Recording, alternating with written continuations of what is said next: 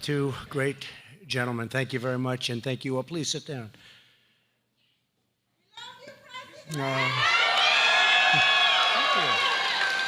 Thank you very much. And I want to thank Representative Donalds. There's somebody with a future. I don't know if I'd trade him that future for the age. I'd love to pick up that age. That was a good age, but he's got a tremendous future ahead of him. And a very special thanks to Matthew Charles. I saw him on television the first time when he had so much difficulty trying to get something that he was really entitled to. And I looked at that smile. That smile is infectious, and he's a great gentleman, and we're very proud of him. And I'm very proud of being involved with criminal justice reform and getting it done, getting it passed. And we had a lot of votes that normally wouldn't have gone that way, and they really, they were pushing me, some of them, at the end. And we have some of the folks here, Tim Scott, Lindsay, they're here, but I'm going to introduce them in a little while. But we had tremendous help. This was a bipartisan bill. We had a lot of support on both sides. And people that you would have least suspected really helped us a lot. So they've been trying to get this passed for many, many years. But to everyone at the 2020 Bipartisan Justice Center, it's my great privilege to speak with you today and my true honor to receive the Bipartisan Justice Award. I am very, very grateful for that, and it will be at a very high level in the Oval Office, a place called the Oval Office. Have you heard about that? It'll be right in the Oval Office with me. I'm very proud of it. Thank you. I also want to thank everyone from one of our nation's incredible HBCUs. I've been working with them. Benedict College. We know Benedict College. And especially your very dynamic president, Dr. Rosalind Clark Artis. Where is you? Where is Doctor? Where are you? And the outstanding students who are joining us today. You are outstanding, and you have a tremendous future. Thank you. Thank you all. Thank you. We're thrilled to be on your campus and to celebrate all that we have achieved together and to discuss the actions that we're taking to build a future of safety and opportunity and fairness for all Americans. 4 years ago, 20 African-American Republicans and 20 African-American Democrats founded the 2020 Bipartisan Justice Center to advance the cause of criminal justice reform. And I'd heard about it for so long, and it was going nowhere, nowhere. But they all got together. And you fought to fix a broken system. You sought to confront inequality and stop injustice. And you worked to restore hope and optimism where they are really needed the most and where there was very little. With your help, last year we brought the whole country together to achieve a truly momentous milestone. They said it couldn't be done. Past administrations had tried and failed. Some didn't try very hard, I will say that. But they tried and they failed. After years of waiting, we assembled a historic coalition, and it was indeed historic. We had them so liberal you wouldn't believe it, and so conservative you wouldn't believe it. And they got together. I said, how did we do that one? But it was a beautiful thing to watch. It really was. And we rallied activists and faith leaders and law enforcement and lawmakers alike. We worked across party lines very strongly. After all of the work and effort, we passed the bill, and I proudly signed it into law, the most significant criminal justice reform in many generations. We call it the First Step Act. I sort of like the idea of just calling it criminal justice reform. But first step is good because that allows a second step and a third step, and that's okay, because we can go there too. But the First Step Act proved that we can achieve amazing breakthroughs when we come together as a nation and we put the interests of our citizens before the interests of any political party. Since we passed this landmark legislation, 10 states have followed our lead and passed legislation that takes critical steps to advance criminal justice reform at the state level. We gave it a beautiful stepping stone and some states have come and they've really taken it to a level that you'd be very proud of. And it's only because of what we did that they were able to do it legally and in many other ways. So I want to say congratulations to all of the leaders here today from Arizona, Florida, Louisiana, Mississippi, Missouri, Michigan, Nevada, Oklahoma, Oregon, and Tennessee. Congratulations. Great job. Really great job.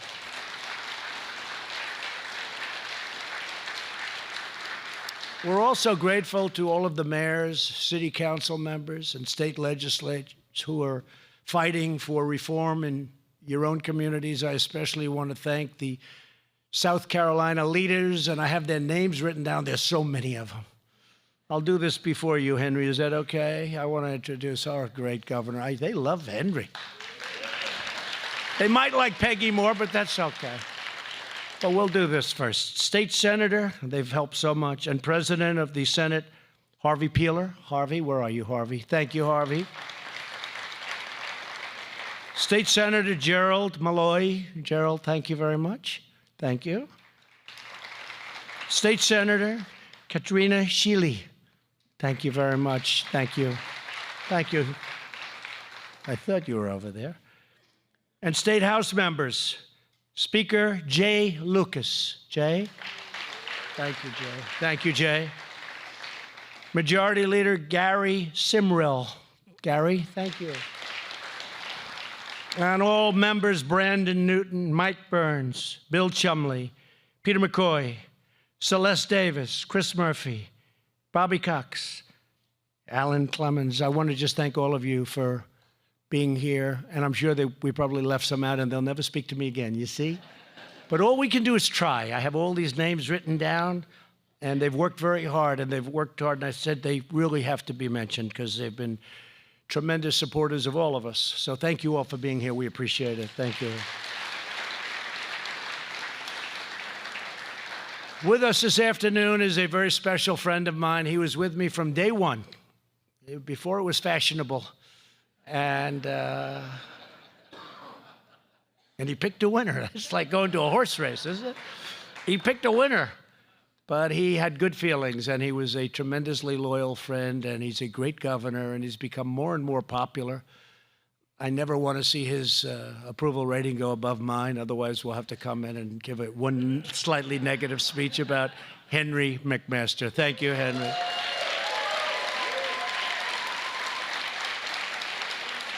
And also, please, Peggy McMaster, First Lady, congratulations on a job well done. Thank you, Peggy. She has been by his side, I'll tell you. Thank you very much, both. Great job you're doing, too, as governor. Lieutenant Governor Pamela Evett. Pamela, thank you. Pamela Evett, thank you. Thank you very much. And Alan Wilson's here someplace. Alan, thank you, Alan. Great job, Alan. Thank you very much. Two friends of mine that are warriors, really warriors, two great people, and you have them both. They're senators, and they fight, and somebody just said, Lindsay, we're up to 50 already, and I haven't even made a phone call. 50 out of 53. And they said, you get to 40, that's pretty good if you haven't done anything, but we're up to 50. I don't know if you've heard that, Lindsay. Did you hear that? And Tim said that was going to happen. But two really great men. They love your state, and they love the people of this country. They love our country. Lindsey Graham and Tim Scott. Could you please stand? Thank you, fellas. Thank you. All I can say is thank goodness they're on my side. Because if they weren't, I'd have big trouble, right?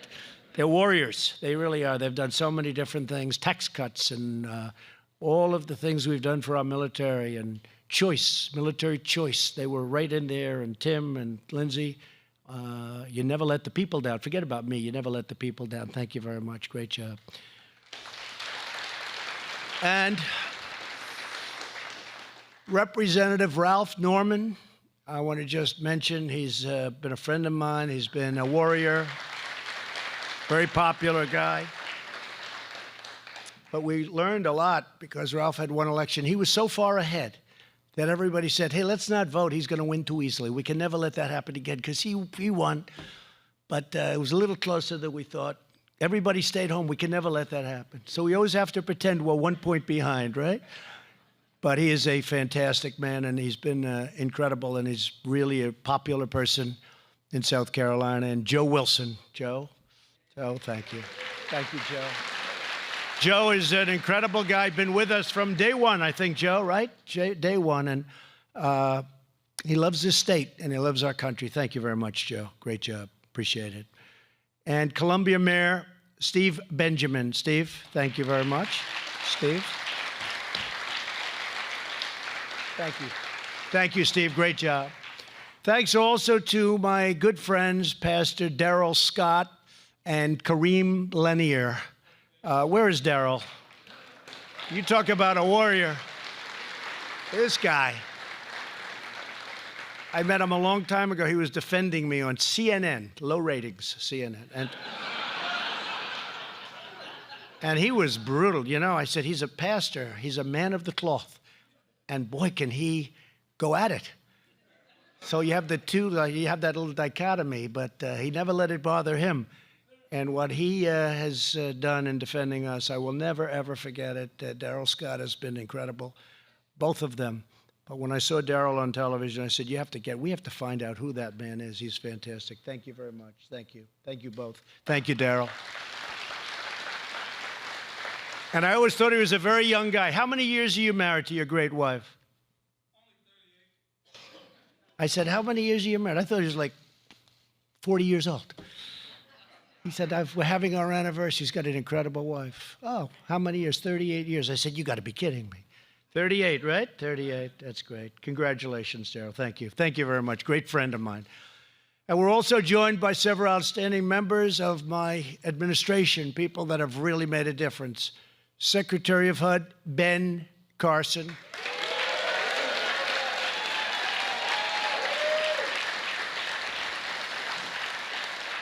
A man that has had more impact on investment in various cities and inner cities and people that really need help. An incredible, inspirational man, an unbelievable athlete, and somebody that's done a job that we can't even believe what a great job he's done.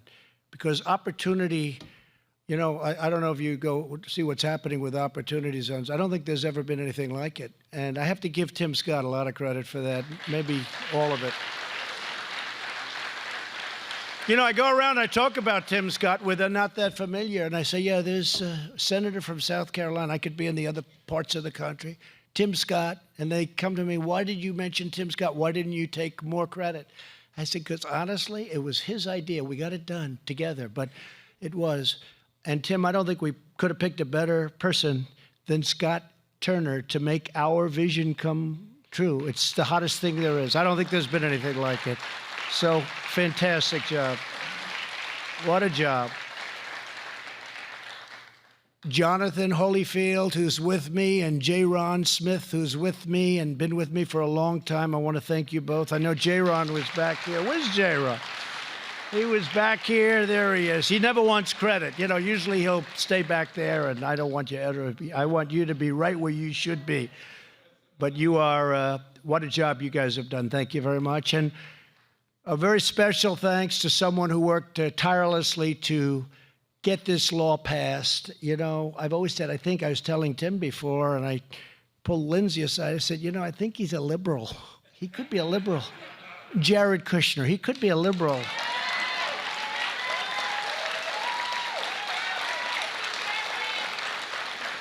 He wanted to get that through. He came to me. I said, Jared, okay, just don't ever come again, please. Just leave me alone. And we got it done, right, Jared? We called a couple of folks that people didn't think would come along, and they were incredible once they understood what we were doing. And it's really, you know, it's really worked out. It's been a while now, right? It's been a while, and it's really worked out. We've had tremendous support, and a lot of people are very happy. I want to extend my warmest condolences to the family and many friends of Elijah Cummings, who are celebrating his life today in Baltimore. Not long ago, I met with Elijah in the Oval Office, and I saw the passion he had with me for lowering prescription drug prices. He had a very strong passion for that. We're going to get it done. I will tell you, we are absolutely getting it done. But I was with Elijah, and I have rarely seen anybody want to do something like that. And we're going to have that done. Prescription prices are coming down. We had the first year in over 50 years where they have actually come down. And if we could get support on the other side, we'll get those prices so far lower than they are right now, you wouldn't even believe it. I think people are going to be very surprised. So I want to give my warmest respects, please.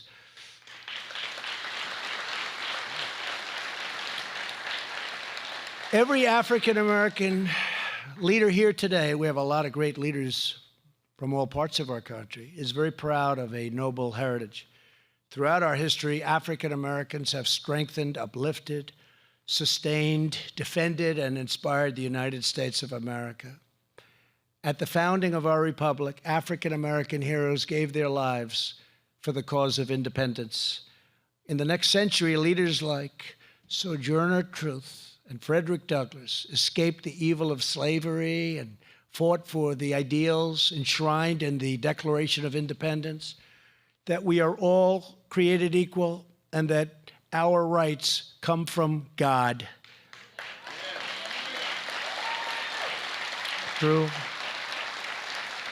In the 20th century, African-American churches, civic organizations, and HBCUs, like this one, this great one that we have right here, it's a beauty. It's a nice auditorium, too, by the way, I have to say. Go to a lot of places. This is one of the nicer ones. Do you mind if we come back? But you help lead the righteous struggle to secure civil rights. African Americans have given their blood, sweat, and tears for this nation. You're entitled to a government that protects your families, your jobs, your safety, and that always puts American citizens first. So true. So true. From the beginning, my vow has been to stand up for those who have been forgotten, neglected, overlooked, and ignored. And we stand up loudly and clearly in our nation's capital. My goal has been to give a voice to the voiceless and to make Washington see and hear those who have been made to feel silent and to feel invisible. Although criminal justice reform was not a theme of my campaign initially, when I came into office, I heard from countless leaders and listened to many diverse points of view, including to our great church leaders and religious leaders, everyone from governors to law enforcement officers, faith-based ministries. They all came to see me, asked me to fight on behalf of this forgotten community. I knew criminal justice reform was not about politics. To this day, not sure that what I did was a popular thing or an unpopular thing, but I know it was the right thing to do.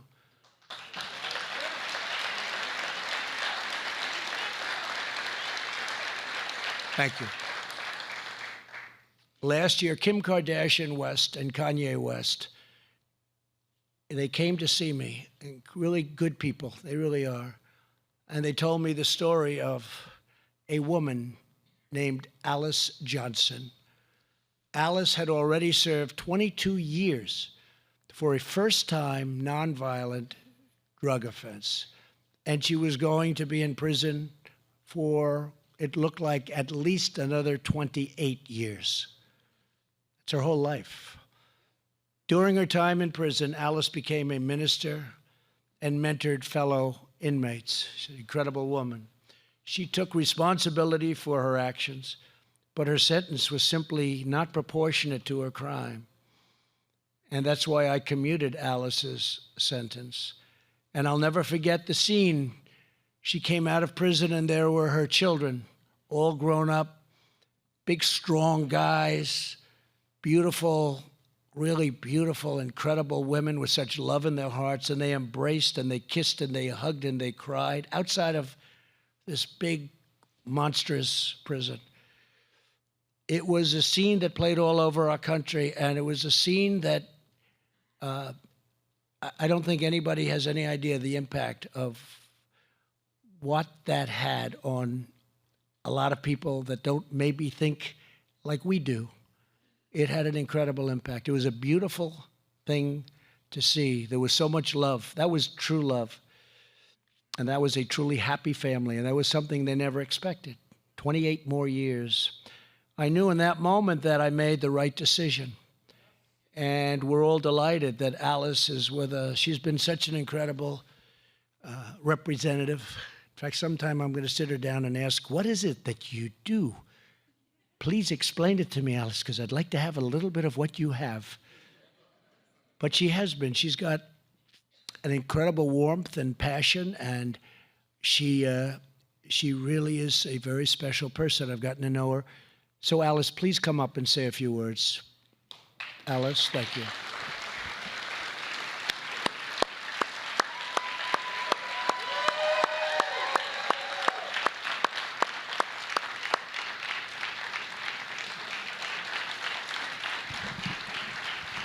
Thank you, darling.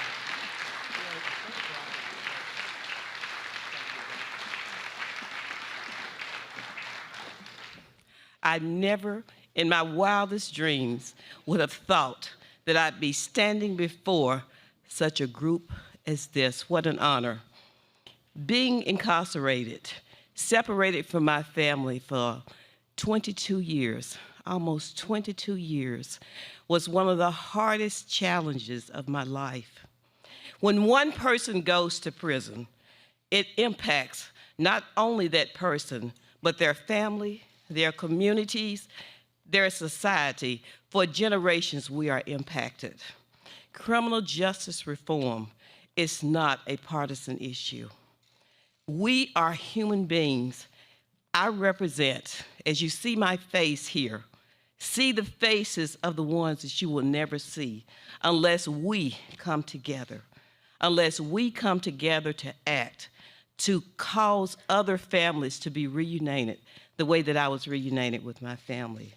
It was only by the grace of God that our president's heart was touched by my story and signed papers to commute my sentence. Kim,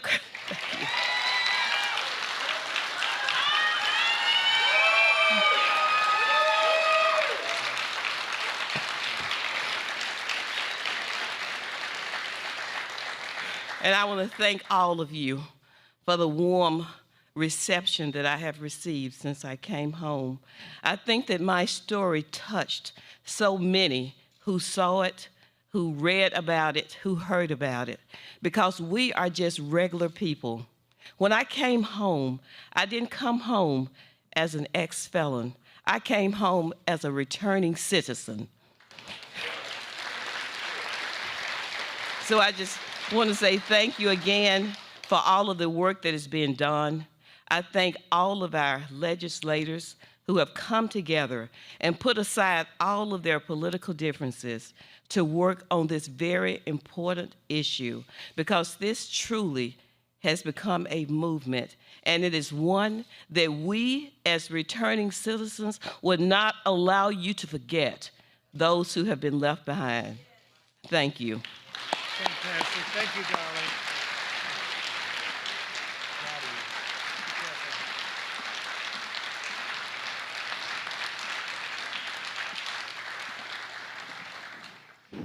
Thank you, Alice. And Alice's story not only touched my heart, but it showed me that significant disparities and injustices can exist in the criminal justice system. And I actually went to Alice and I said, Alice, you were in a prison for 22 years. You got to know a lot of people in that prison.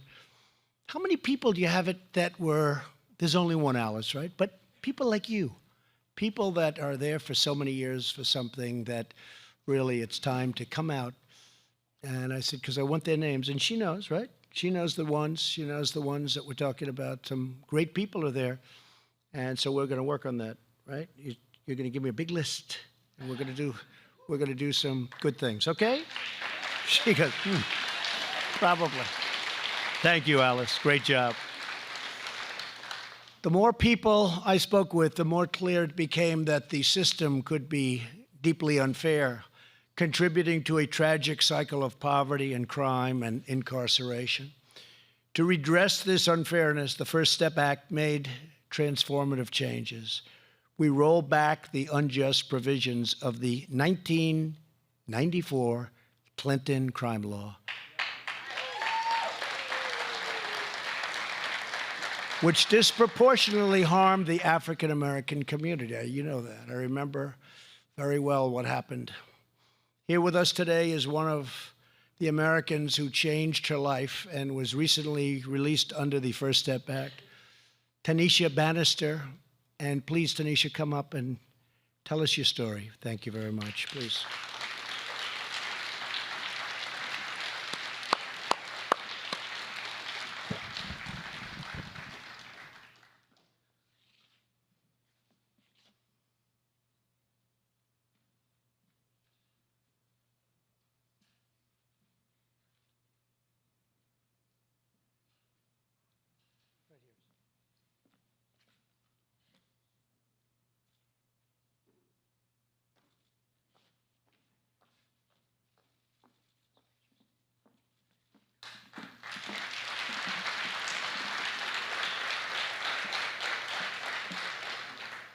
As the President of the United States says, my name is Tanisha Bannister.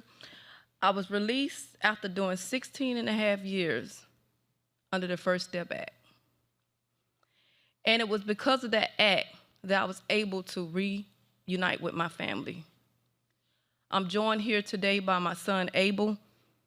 He's somewhere in the crowd there.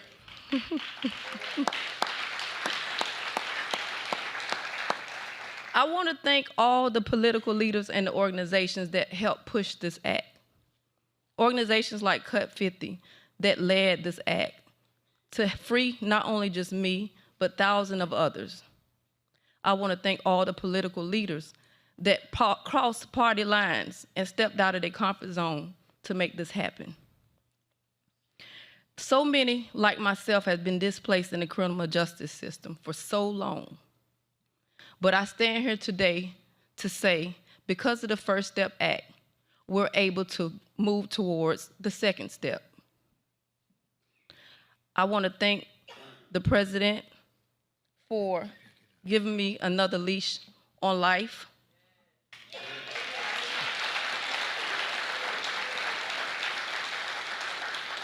If it wasn't for you, Mr. President, I'll still be serving 5 years in prison. All right, that's good. And I'll be forever grateful for that. Thank you. I just want society to know that this is one bright spot that we can stand on. That's not an issue that has to be forgotten about. It's one that has been focused on by not only just the political leaders, but the organizations that fight, that trudged to Washington, that was our voice when we didn't have a voice to be heard. And I just want to say thank you. I want to say that in order to take the first step, you have to be willing to do things that you're not comfortable with. You'll have to be willing to have conversations that you're not willing to have. For decades, the criminal justice conversation has been a hard conversation to have, almost non-existent. It was all about the political leaders thinking about who can be tough on crime, who can lock up the most and throw away the key. It dehumanized. But I'm standing here today saying this is what a second chance looked like.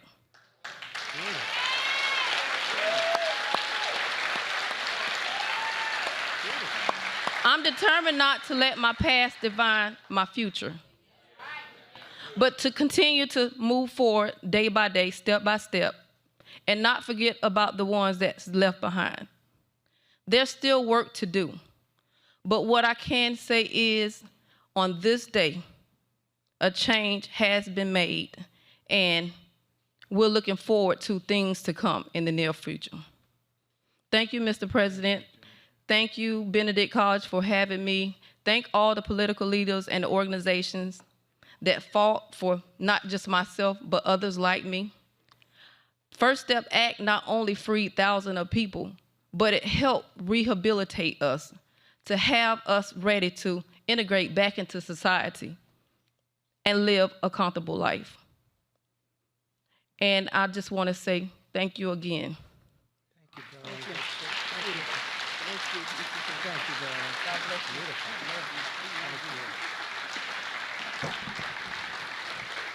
Alice, when is she running for office, please? I want to back her. We have to back her, right? That was not a written speech, folks. That was delivered from the heart. That was incredible. Tanisha, do you mind if I take a couple of the lines you just gave and use them in my future speeches, please? And Tanisha, like Alice, I want you to give me some recommendations of people that you lived with for many years that you know are good people that are in there for a long period of time. I want you to give me a list of names, okay? Because I know. Give me only the right ones. You know, you got a couple of bad ones in there too, Tanisha, right? And that's okay too. But give me the right ones, the two of you, and as soon as you can, okay? Because you know some great people that are going to be there for many, many years, Alice, right? And you're going to give me some names, all right? Thank you both. Thank you. Incredible. Thank you both. To ease former inmates' return to society, the single most important action we can take is to help them find a good job. As a result of our tax cuts, our regulatory cuts, and pro-American trade, and, you know, we're putting America first. I think everyone likes that very much. The energy reforms, our economy is booming. It's booming like never before. Nothing better for former prisoners that are coming home to look for a job when there's very low employment. And that's what we have right now. Because of this, the tight labor market, employers are now recruiting Americans who have been on the sidelines for far too long, including those with criminal records. And they're doing a phenomenal job. They come out and they're being hired. And I've had many people tell me, people that are doing the hiring, saying these people are unbelievable. They never got a chance before. So we are being helped by, they call it the Trump economy, but a great economy. We're being helped by a great economy.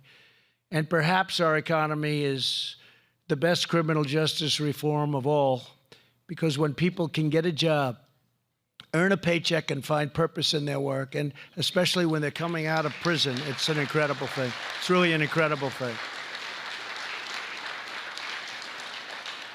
And we're setting records also. When they come out, they're not going back in many cases. Statistically, much, much better. That's because they get a job and they like it. They love it. But before, they were never getting that job, and bad things were happening. For years, applicants with criminal records were dismissed out of hand, just automatically. Nope, we're not interested. Even if they were qualified, and even if you thought they were reformed, they couldn't get work. My administration is working vigorously to remove barriers to reentry and to encourage second chance hiring, and we're really doing a great job. When we say hire American, we mean all Americans, every single American. That's what we want. Instead of hiring low-wage labor from overseas, we're asking companies to hire American citizens, including former prisoners who have been reformed. America is stronger and our society is brighter when everyone can contribute, participate, and join in our national revival. And that's what it is. We have a national revival going on like you haven't seen in a long time. Our two great senators, Tim and Lindsay, have been so helpful. Can't even tell you how helpful. Here with us today is Jerome Brown, who served 11 years in prison and now is a master barber. Oh, good, I can have my hair properly cut. Where's her? Lindsay, do you have a scissor on you by any chance? Finally, I can get a good haircut. I've been criticized for a long time. Now I'm doing really well. There's more than 500 clients. And Jerome, I'd love you to come up and say a few words, but perhaps more importantly, check out my hair, see what you can do for me.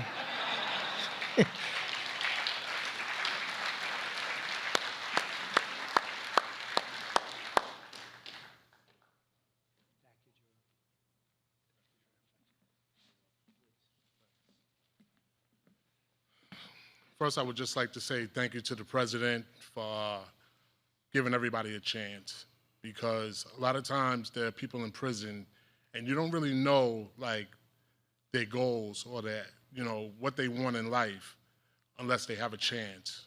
I was kind of fortunate. When I walked through the doors of the Federal Bureau of Prisons, I had a goal in mind, and my goal was to educate myself, to read, and to help my entire 11 years. So during that time, I made curriculums. I started a program called Criminal and Addictive Thinking. I had barber classes, and I was mentoring guys that couldn't read or write. I would help them. Anything I could do to help somebody, because helping them helped me. And it couldn't have been done without support neither. So support from my family, my wife, Keisha. We've been married 24 years. The staff in the BOP. And now that I'm looking at the First Step Act, the president is also giving a lot of guys and women support again, because without the support, they don't have the incentive to do things positive for their life and to make a change. So for that, Mr. President, I thank you very much. You're so beautiful. Thank you very much. My goal now is just to mentor people as much as I can. I mentor guys now to still come home. I try to show them the right way, not to give up, because a lot of people give up easily just because they have a criminal record, and they just think that's the easy way out, just to say, oh, I have a record, they're not gonna hire me anyway. One quick example, when I was in prison, I had to renew my barber's license, and for 5 years straight, New York State denied me because of moral turpitude, because of my conviction. Every year I said, I don't care, I'm just gonna spend $40 every year, and if they deny me, I'm just gonna do it every day until I get out. And eventually they approved it. And I had letters from staff and everybody that they gave me support. So it's like, you can never give up, Like I said, the support right now from the First Step Back, I think is gonna help a lot of men. There's still a lot of good men left in there and women. So my motto is just, to help one person anywhere is to help secure the future everywhere. Thank you. Thank you. You're a fantastic job. Thank you. Thank you very much.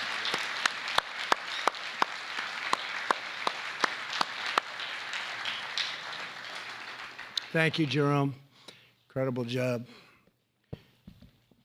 On criminal justice reform, trade, the economy, and so much else, our American First agenda is focused on expanding opportunity for citizens of every race, religion, color, and creed. For decades, politicians of both parties put their own interests ahead of your interests and put the interests of foreign nations ahead of the interest of our nation. Our leaders spent $8 trillion on wars in the Middle East, but they allowed our great cities to fall into tragic decay and disrepair. For the cost of 1 year of war in the Middle East, we could have given scholarships to every child at every inner city school in America and had tremendous numbers of dollars left over. Politicians drained America's wealth, policing ancient tribal conflicts overseas while leaving generations of African American children trapped in failing government schools and in failing inner cities. The same Washington establishment enacted ruinous trade policies that shuttered our factories and shipped our jobs very far away to other countries. More than 500,000 African Americans lost good-paying manufacturing jobs after the twin disasters of NAFTA and China's entrance into the World Trade Organization. That was a bad day. At the same time, lawmakers and corporations joined forces to push immigration policies that hurt working-class Americans of all backgrounds. Many politicians fight harder in Congress for illegal immigrants than they do for United States citizens.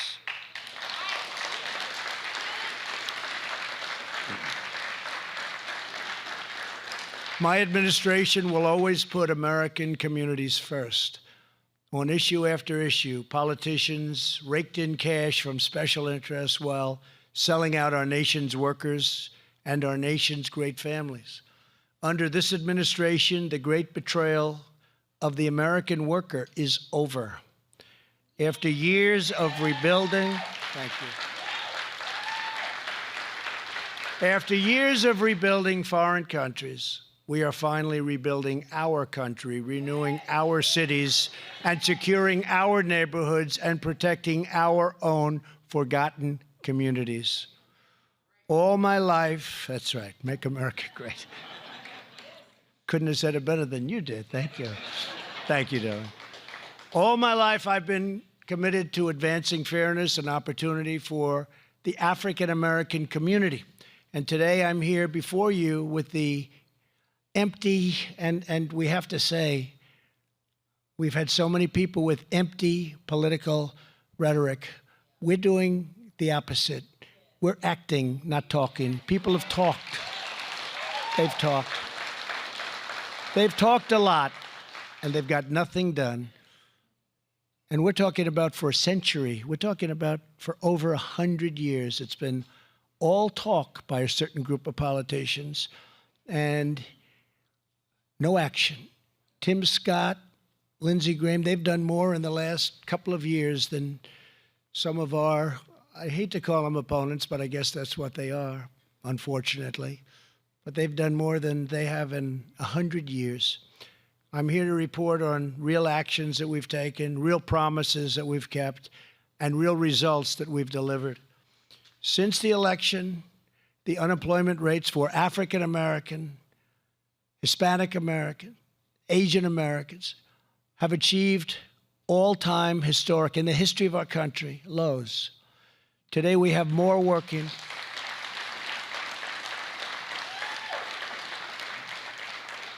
Today we have people working at a level and a number, in the history of our country, we've never had so many people working before, almost 160 million people, never come close. African American youth unemployment, so important, a number that 3 years ago when I was running was through the roof. It was, just incredible. It recently reached the lowest rate ever recorded. Youth unemployment, so important. African American poverty rate has reached its lowest level ever recorded in the history of our country.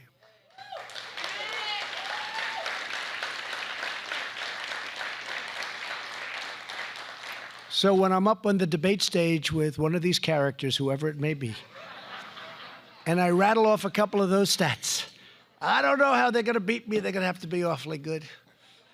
They're going to have to be awfully good. More than 2 million Americans have been raised out of poverty, taken out of poverty, lifted out of poverty. For the first time on record, most new hires of prime working age are minorities and women. That's the first time in the history of our country. Minorities and women. Wages are rising fast, and they are rising twice as fast for the lowest income workers than they are for the high wage earners. Proportionately, they're doing the best of all. Women, the best year for employment in 71 years. And soon, I think it will be historic. It will be in history. That's a good number. A recent analysis found that middle-class income has risen by $5,000, but add to that, it's median household income, add to that $2,000 from the tax cuts, and then $2,000 for energy, because our energy is much cheaper. And when you look at other countries, what we've done with energy, we've become the #1 producer anywhere in the world by far. And so that would be $9,000 per household, median income. Think of that, household median income. Nobody has ever come close. If you go back and you look at the Bush 8 years, it's $400 for 8 years. You go back and you look at the Obama 8 years, it's less than $1,000. And with us, it's $9,000 when you add. Think of that. And that's for 2.5 years. They stopped at 2.5. It's even better now because we're almost up to 3. I don't even know if you folks know that, but think of that statistic. $400 for 8 years, $975 for 8 years, and $9,000 for 2.5 years. I mean,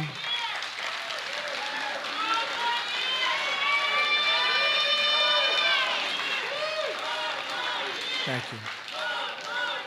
Thank you. That just came out. That came out in a poll, Moody's, and it just came out in a poll. And you can never take this. They said, I'll win the election practically no matter what. They had 3 different forms of win. And they've been right in every year except for one. You know what the one was? The last one. They got that one wrong. Did you know that, fellas? They got that one wrong. They said we were wrong about 2016. They don't even mention that I happened to be in that election, but they said that was the only one they got wrong. That's okay with me. They're going to get one wrong. That was the one we wanted them to get wrong, right? But those are incredible numbers. Those are numbers that nobody would have believed possible. If I would have said that on the campaign trail, people would have said, you have to be kidding. They would have said the fake news. So you have to be kidding. He's not telling the truth, ladies and gentlemen. Well, it turned out that's far more than we even anticipated. Through our pledge to American workers, more than 360 companies have committed to providing over 14 million training jobs and career opportunities for the American worker. My daughter Ivanka works so hard on that. That's her love. It's her passion. It's incredible. She came to me at the beginning of the administration and she said, I want to help people get jobs, Dad, but they have to be trained. She was a great student. She's a great person. And she said, but they have to be trained. I said, what's your goal? She said, 500,000 jobs.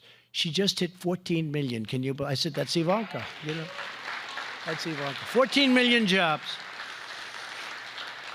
It's incredible. It's one of the reasons I think that our employment numbers are so good. I hope that you will judge my administration based on the tremendous amount that we've achieved. Not talking, but achieving. We've made, it's really something. It's really something. And the support that you've given is incredible. We've made our nation stronger than ever before.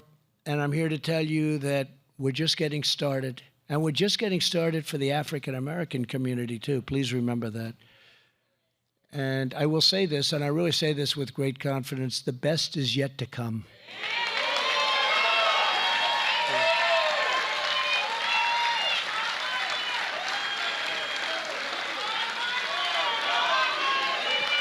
Thank you. Thank you.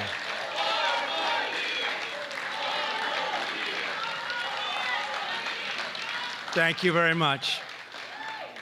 Now, don't say 16 more years because you'll drive them crazy. They're afraid. They said, you know he's going to win. They said, one of these characters said, you know he's going to win, don't you? You know he's going to win. Well, no, we're going to fight. He's going to win. And then he's never getting out. He'll be here for another 4, and then another 4, another 4. We're never going to get him. So when we say 4 more years, sometimes say 16 more years, it drives them crazy. And we like doing that, don't we? But as we make tremendous strides to deliver greater economic promise to all our citizens, we'll never let up on our efforts to ensure that our justice system is fair for every single American. And I have my own experience. You know that. You see what's going on with the witch hunt. It's a terrible thing that's going on in our country. No crimes there. It's an investigation in search of a crime. It's been going on for longer than I'm in office. It's true. It happened before I even got here with, remember, the insurance policy. Strzok and Page, the lovers, the great lovers. The 2 great lovers, they talked about the insurance policy, right? That she's going to win, but just in case she doesn't, we have an insurance policy. That was long before Mueller and that whole deal. We had 18 angry Democrats that hated Trump looking at me. Spent $45 million and they found nothing. I think I could do that with almost everyone in the room, except maybe your 2 senators. I could never find it. That's why they're senators, because they're so clean, right? But in America, you're innocent until proven guilty, and we don't have investigations in search of that crime. It's a terrible thing. It hurts people very badly, and it divides the country. Innocent people are those surrounding innocent people. We're being destroyed and humiliated. We have so many people that have been hurt, destroyed, and humiliated in ways that we've never seen before in the history of our country. And we're working to put an end for everybody to horrible injustice and the horrible practices that we've seen. It's just not only here, it's in other places. It's in some pretty high places. Justice, fairness, and due process are core tenets of our democracy. These are timeless principles I will faithfully uphold as president. They're principles Republicans stand for and historically Democrats have stood for in the past. They used to stand for them. If this were a Democrat, they would never allow this to happen. They would never, ever allow this to happen. And I'll tell you, Tim Scott made the finest statement yesterday. He said, the president is innocent. Forget about due process. He's innocent. And I won't forget that statement. We have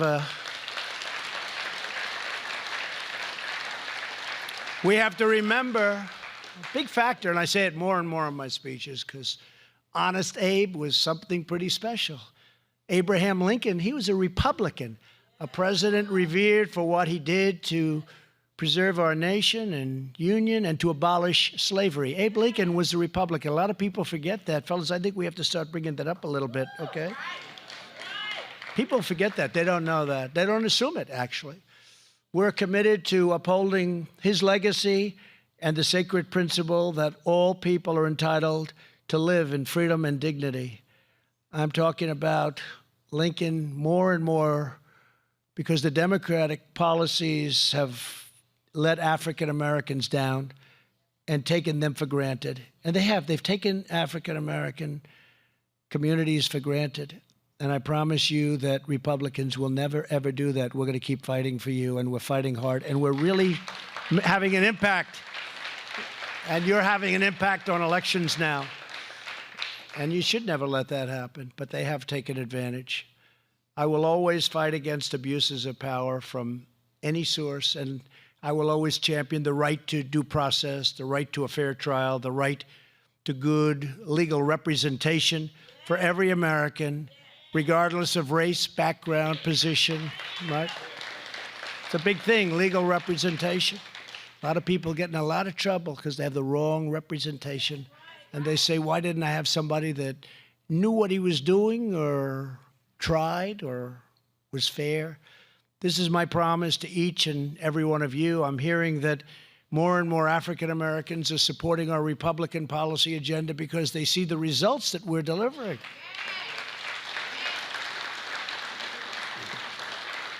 You know, during the campaign, I read a long list of things. It was a speech, regular speech, long list. Highest crime rate, African American, highest crime rate, worst housing situation, lived in the worst areas. Everything was bad. Worst education. There were like 10, and I'm going over 10 things over and over and over. Highest rate of incarceration. And this is all African American. And I said to myself, probably I shouldn't say it, but I'm going to say, vote for me. What the hell do you have to lose? Do you remember that? What the hell do you have to lose? I said it. By the way, I hate to say this to you, but my poll numbers with African Americans, Tim, went like a rocket ship, okay? My people said, I don't know if that was good to say. I said, look, it's the truth. What the hell do you have to lose? And you know what? I said it. And sometimes I take the word hell out because the fake news would say, he used a horrible word. The word hell was a horrible. I said, I've heard worse than that. But it was true. And look at what we've done in less than 3 years. I mean, look at the progress you've made. Everything's historic, meaning it's never happened in the history of our country, what we've done. And we're very proud of it. And, you know, it's an incredible, talented, smart, wonderful, warm, look at the people that came up today, warm group of people. And I have so many friends. They're great, and I am so honored. I just am so honored. And Jerome, I'm putting you in the same category with these two incredible women. If you have some people in there that you've been with for a long period of time, you're going to give me some names. I only want the right names, Jerome. Okay? I only want the right ones. But I think it's a tremendous thing we can do. We can do a lot of great things from, it's called the power of the White House. We can do some incredible things, and we want to only do the right things. But these are three unbelievable representatives. And there are so many more out there that we don't know about. We want to find out who they are so we can help them out too. Jared, I'll put you in charge of that little project. That's something he'd like to do very much, right? So as part of our agenda to lift up forgotten Americans, we are investing in distressed communities under the crucial provision, a very, very important provision of our new tax law. America's governors have designated nearly 9,000 communities as the opportunity zones that we just discussed, including this very neighborhood surrounding Benedict College. And you see what's happening even just around your college and in your college. To bring back prosperity, we slash taxes on new investment in these areas, and people are investing in these areas that would have never, ever been investing here. And in some cases, they're rich, and in some cases, they're not so rich, but the money is flowing into your community. 9,000 different places.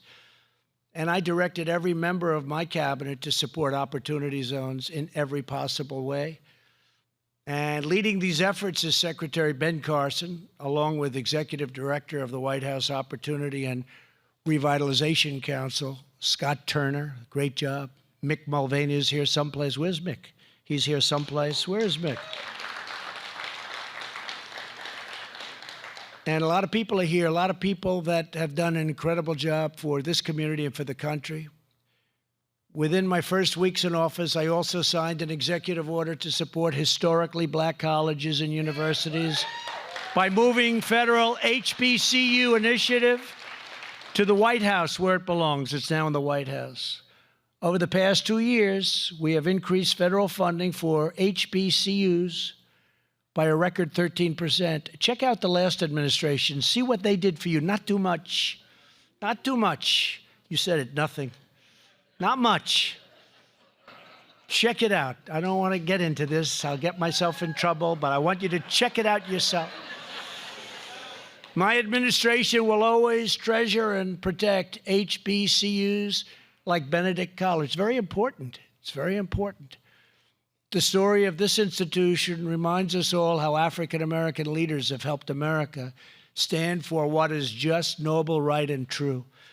Nearly 150 years ago, Benedict College began with 10 students and one great Baptist minister. Their first classes took place in a former plantation mansion. In the 1930s, Benedict students participated in one of the first civil rights campaigns in South Carolina. From the halls of this campus came American pastors and poets, advocates and athletes, innovators and entrepreneurs. In their courage, their vision, their determination, their wisdom, and their grace, they lifted up the sights of our nation and called America to greatness. They have done an incredible job. This has been an incredible institution.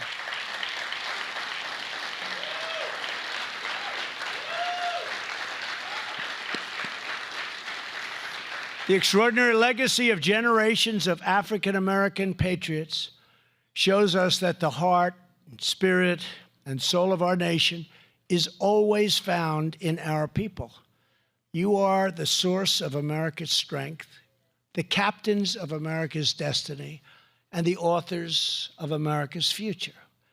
Now, after decades of bitter disappointments and betrayals from Washington, and you have had the most bitter disappointments, more than anyone, my administration is making a decisive break with the failures of the past. We are taking on the entrenched interests, the corrupt power structures, and the rigged systems of the old status quo.